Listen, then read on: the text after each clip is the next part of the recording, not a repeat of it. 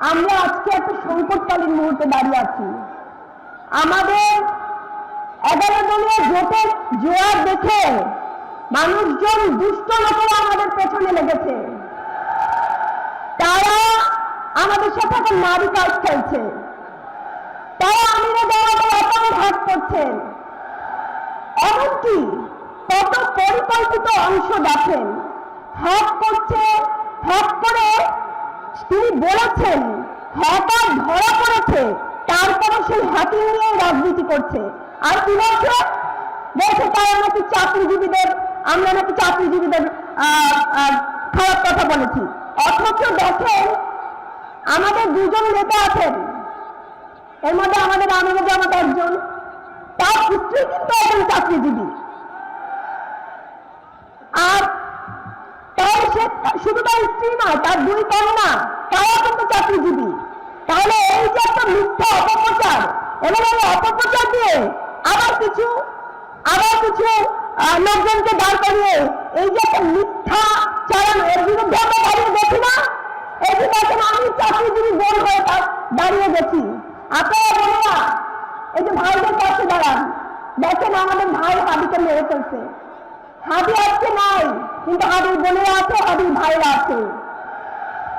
আমিরে জামাত কথা দিয়েছেন এই ঐক্যবদ্ধ বাংলাদেশ সরকারের জোট ক্ষমতা আসলে তিনি মা বোনদের জন্য এমন সরকার গঠন করবেন যেখানে মা বোনরা রাত 11টার সময় বাইরে চলতে সেফ ফিল করবে।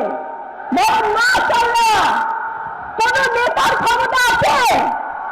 কোন নেতার ক্ষমতা আছে এত বড় কথা বলার? নাই, কারণ তারা নিজেরাই সন্ত্রাসী পালে, নিজেরাই মা বোনদের করে হামলা করে না? বিভিন্ন জায়গায় নারীদের হিজাব টেনে খুলে ফেলে।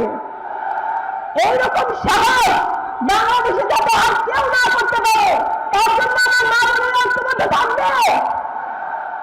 থাকবেন ইনশাআল্লাহ। আপনাদের গায়ে হাত দিতে আসলে, আপনাদের হিজাব টেনে খুলে ফেলতে আসলে আপনারা একজন শত শত নারীরা পথে নেমে যাবেন। এই পরিমাণ শক্তি আর সাহস সরকার দিবেন না। আসুক আরেকবার আবার কোন মা বোনদের হাত তুলতে আসুক, আমরা কিভাবে সেই হাতকে প্রতিহত করতে হয় আমরা দেখিয়ে দেবো ইনশাআল্লাহ।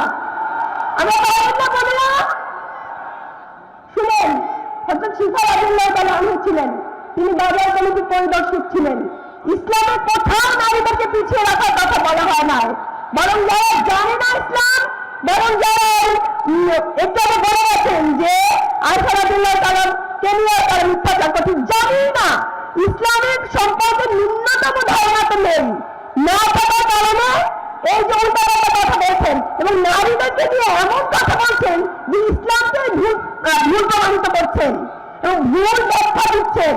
আমরা তাদের সাথে নাই, আমরা সন্ত্রাসী চালানো দেখতে চাই না বাংলাদেশে, আমরা সন্ত্রাসী চালানো দেখতে চাই না, আমরা নারী নিপীড়নদের দেখতে চাই না, আমরা তাদের ফ্যামিলি কাজ চাই না, আমরা চাই সেফটি, নিরাপত্তা, যা তারা দিতে পারবে না, কারণ তারাই সন্ত্রাসী পোষে।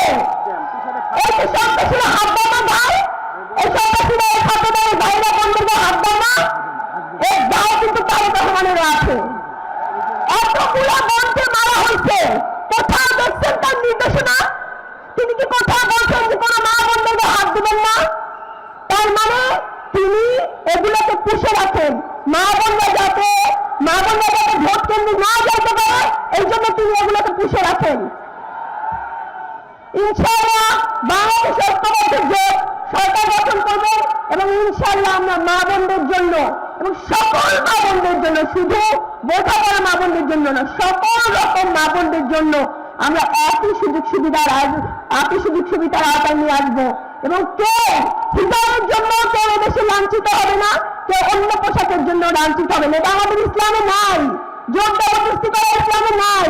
যা যা ভালো লাগবে, যতক্ষণ পর্যন্ত সেই রাষ্ট্রের কোনো ক্ষতি না করবে ততক্ষণ পর্যন্ত আমরা তাদেরকে তাদের মতোই থাকতে দিব ইনশাআল্লাহ। আপনারা দোয়া করবেন এবং ঐক্যবদ্ধ বাংলাদেশ জোটের জন্য দোয়া করবেন যাতে আমরা ক্ষমতায় আসতে পারি এবং মানুষের।